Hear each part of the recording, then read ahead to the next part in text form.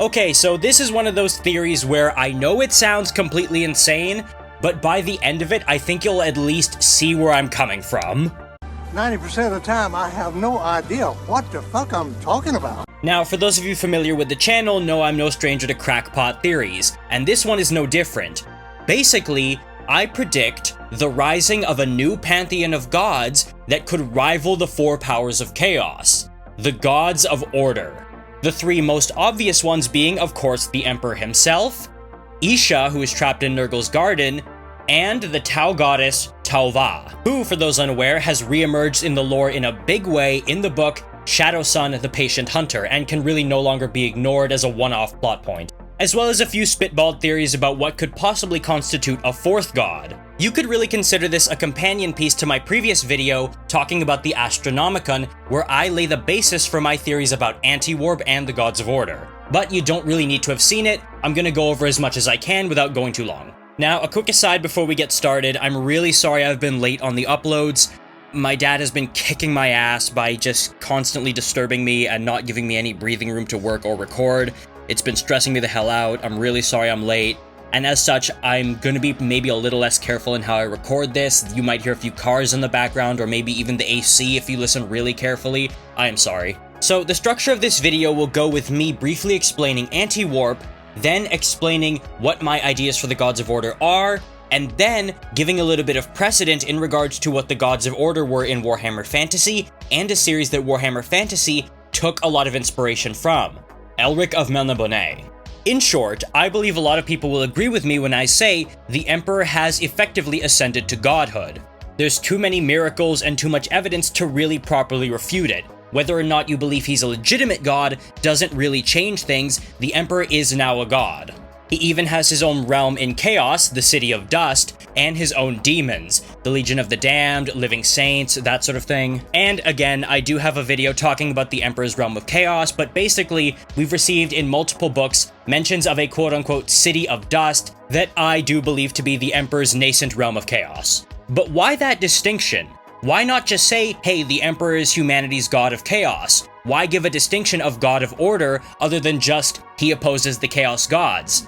It's because of the existence of what I call anti-warp. Now, for those who didn't see the previous video, anti-warp theory basically revolves around the fact that the Astronomicon, the beacon of psychic energy coming from Terra directed by the Emperor, has some very interesting effects when it comes into contact with the demon worlds in the Eye of Terror. Namely, it will scorch them clean of life, and on the ones that are not completely just burned to a crisp by it, it will start summoning demons, quote-unquote, or angels, as you might want to say, that spill forth in a fiery torrent to do battle with whatever warp entities they come across. It makes these demon worlds nearly impossible to inhabit because of the constant conflict from these psychic manifestations from the Emperor. Furthermore, the psychic presence and pain caused by the Astronomicon to warp entities, including Angron in the Arcs of Omen, really does seem like how Psykers perceive incoming warp storms and are affected by them. This all really gives way to an idea of something that is similar to the warp,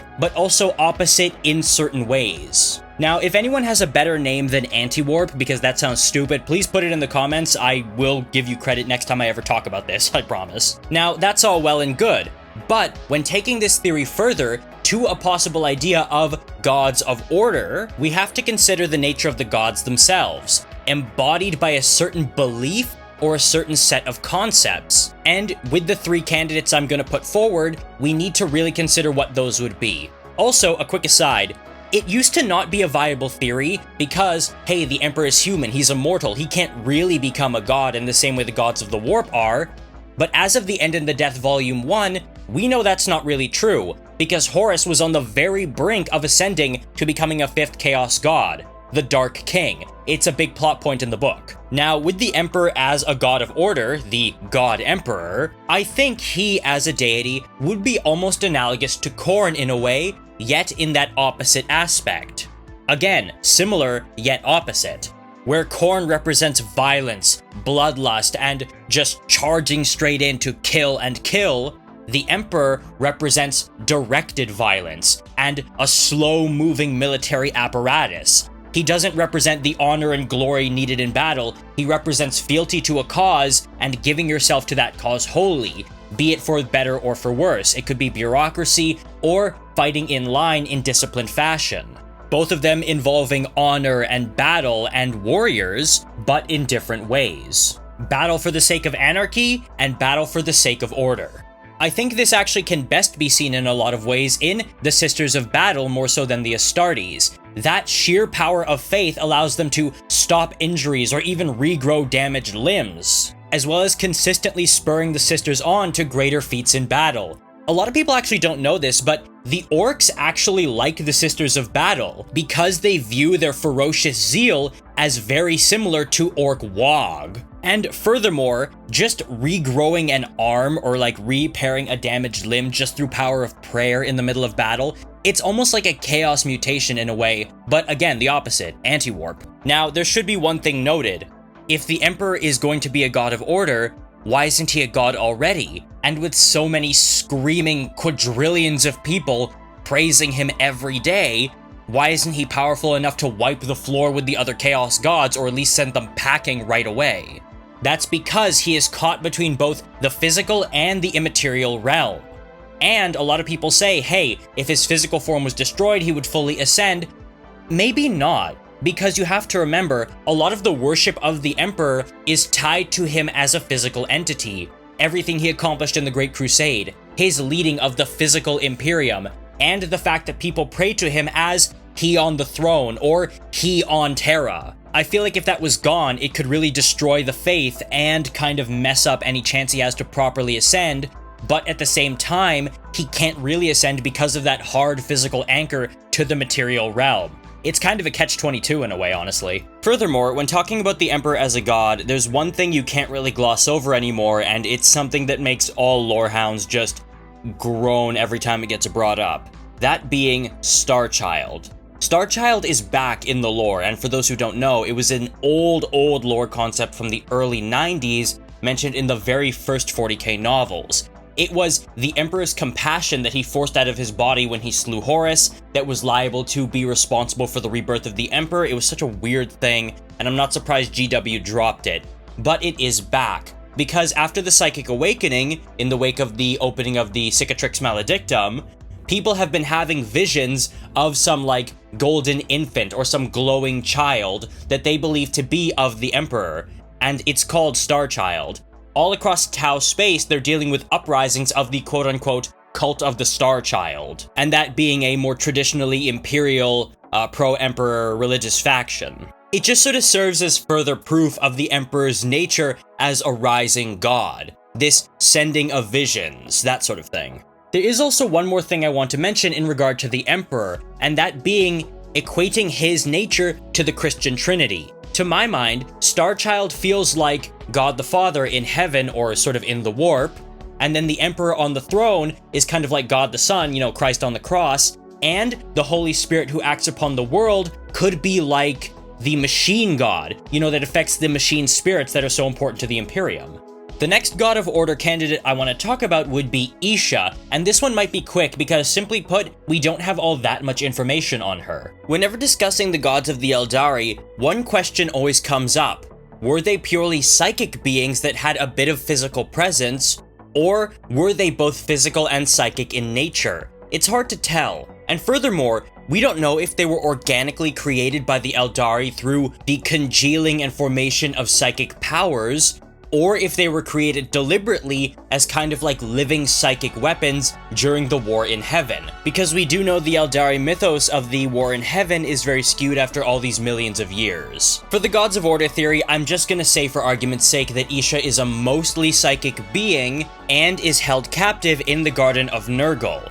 Now, for those who don't know, it is said that when the Eldari fell, Nurgle stole away Isha while all the other gods died, well, most of the other gods, and kept her in his garden, using her as an eternal test dummy for whatever new plagues he concocts up, because since she's a goddess of like life and healing, she will regenerate and never die. But what she does is gently whisper the cures of those plagues to people in the mortal realm. Again, we have very little to actually verify this, but we're just gonna go with it for argument's sake. I believe Isha as a god of order would be an equivalent to Nurgle in a way, where instead of decay or life through the cycle of destruction and then new life being born like fungus, it's more life in the traditional sense. And rather than sickness, it's more so healing. A deity of life, except a more pure form as opposed to the more decayed and entropic form of Nurgle. The thing with that is, I don't really know how much the Eldari can worship or properly treat her like a god, because they do have a lot of respect and reverence, of course, but they're not ones to just really worship. Certainly not in the same way the followers of Chaos worship the Four, or the way most of the Imperium worships the Emperor. Though one thing that should be noted is the greater Eldari understanding of humanity's power of faith. They're really starting to recognize it as a true force in the galaxy, whereas they just used to view it as ignorance. We can see this through the eyes of Ilya Natase when he was the attaché of Craftworld Oathway to Guilliman during the Plague Wars. He deliberately states it as being humanity's greatest strength, and he says this in opposition to Guilliman flatly denying any kind of divinity to him. And let's be honest, Yennead isn't happening. The Ynnari thing, that's not happening. So if the Eldari were gonna have a god that could possibly speak for them, or try and protect them en masse, I believe it would be Isha, working as a goddess of life. And despite the fact that Isha is so ancient as a deity, she isn't very powerful because, again, she's trapped in Nurgle's garden. Normally, she would be extremely powerful, but much like the Emperor, she's held back by a very specific limitation as opposed to being able to run wild. The third god of order, and one that I think to be the most interesting because of how new it is and how much lore we've gotten, is Tauva, the nascent goddess of the Tau. Okay, all things considered, I should probably say like goddess of the greater good as opposed to god of the Tau, because the Tau don't really have a god, but it's more so the auxiliaries with psychic potential who have manifested this being due to their spiritualistic interpretation of the tenets of the greater good. The first time this being was mentioned was in the book War of Secrets back in 2018, 5 years ago. Now, in that book, a expedition from the 4th Sphere of Expansion, I think, gets caught in the warp while experimenting with proper faster-than-light warp drives, something that would get them where they need to go a lot quicker than their previous method of just sort of skimming over the warp. Now, the Tau fleet, while lost in the warp, was beset by demons which immediately targeted human and auxiliary crew members because of their greater psychic presence in the warp than the Tau. But they were saved by a being with multiple limbs that looked kind of Tau and kind of human and all sorts of things, which led them out of the warp and whose presence caused the demons to reel and diminish immediately. So Surestrike, being the leader he is, decided that this entity needed to die immediately because it could possibly be a threat to the Ethereal's base of power. Honestly, I love that plot point. I think Surestrike is probably one of my favorite Tau characters because he's just such a piece of shit. Now, for a long time, people thought the Tau goddess was just a one-off plot point. It was just for that one book and it wouldn't get brought up again because it was only mentioned once, like 5 years ago.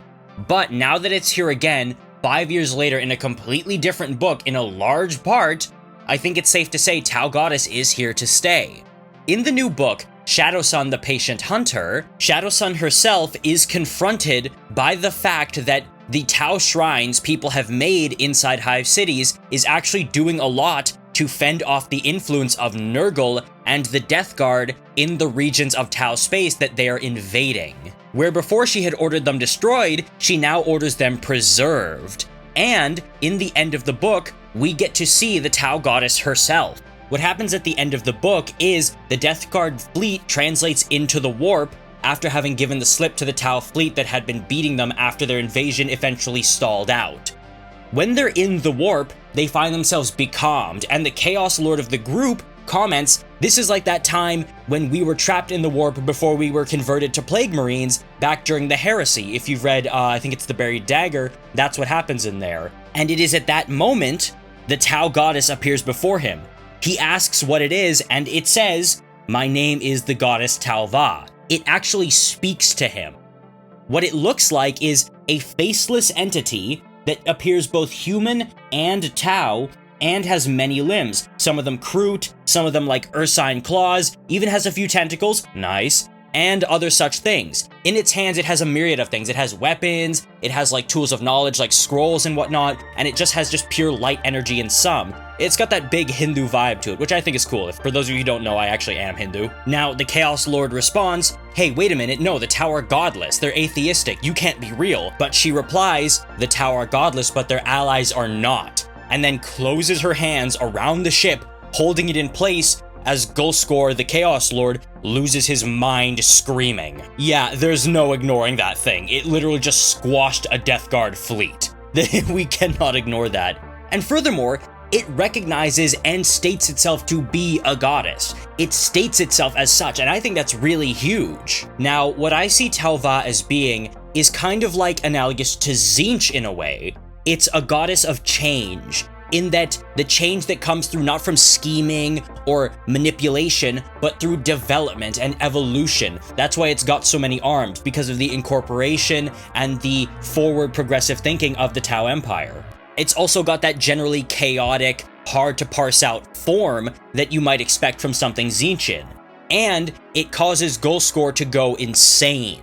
It induces madness in other people, as opposed to maybe just crushing it through raw power or what you might expect. The Tau Empire is one that is going through a lot of change and has brought a lot of change to its small region of the galaxy. So I think it does kind of fit that Tau-Va would be like Tzeentch.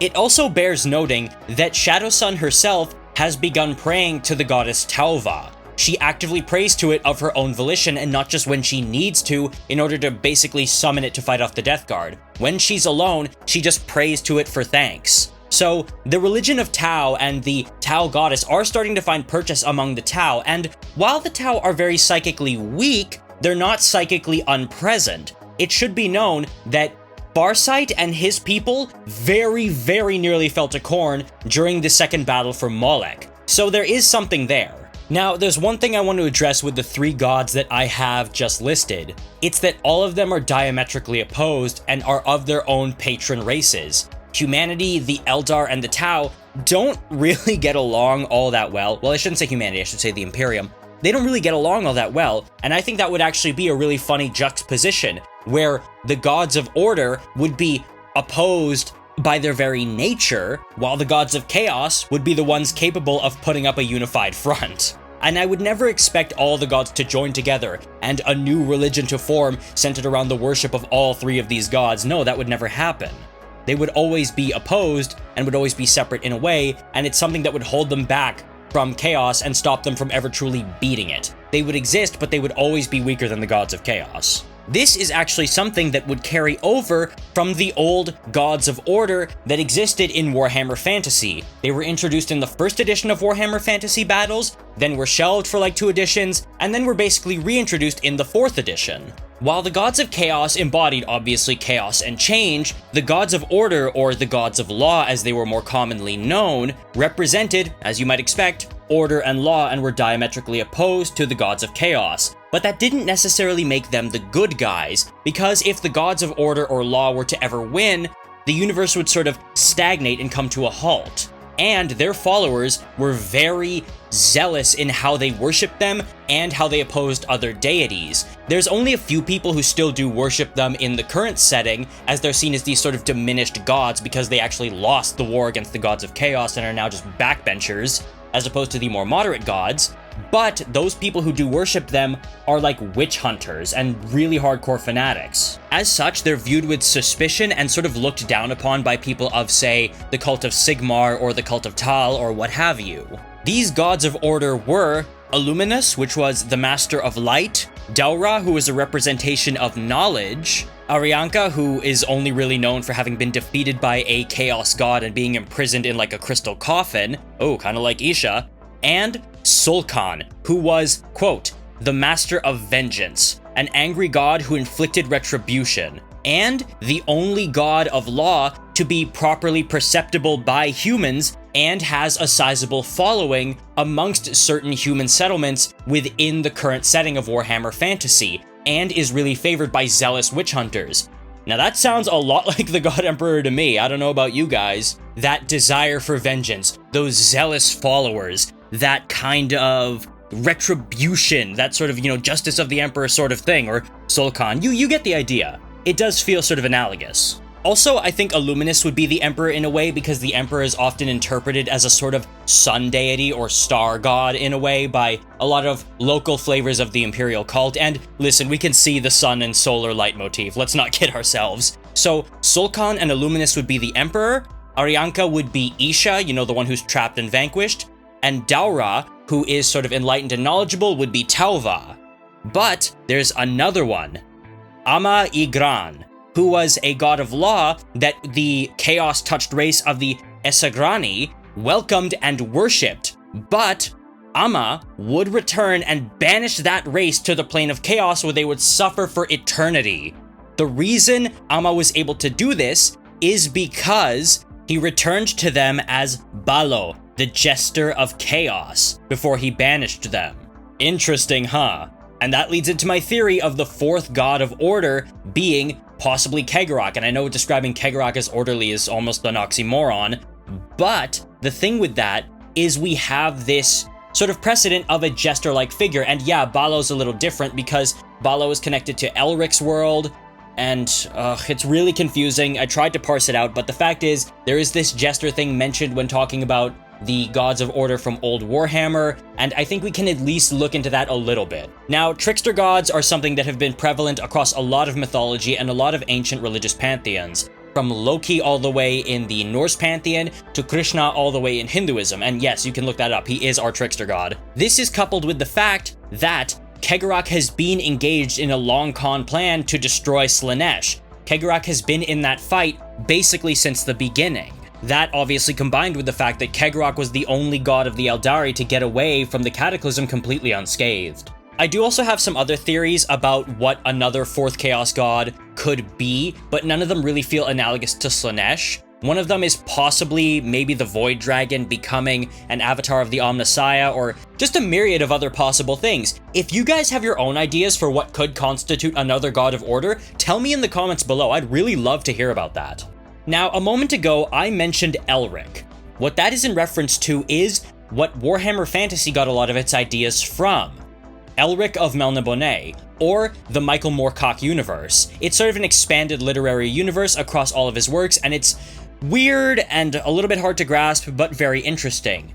Though, for what you need to know for this video, he is the one who came up with chaos and order, in the sense that we kind of see them in Warhammer. You ever wonder why chaos in Warhammer uses that 8-pointed star despite there being 4 deities? Yeah, that's from Moorcock. While he doesn't have 4 deities necessarily, that 8-pointed star is what he came up with. As well as the fact that there are direct one-to-one connections of Michael Moorcock's extended universe with Warhammer, characters that even carry over almost directly. He also has the Gods of Order or Lords of Law in his settings, and what they do is uphold the cosmic balance against chaos. There needs to be equal measures of chaos and order. They're called the Singularity, and their symbol is one arrow pointing forward. They're seen as a little more benevolent, but aren't necessarily the good guys. Now, for this theory, I don't think we can take that much away, especially since the large deviations that have taken place between 40K and Fantasy, as well as the many decades of years of separation between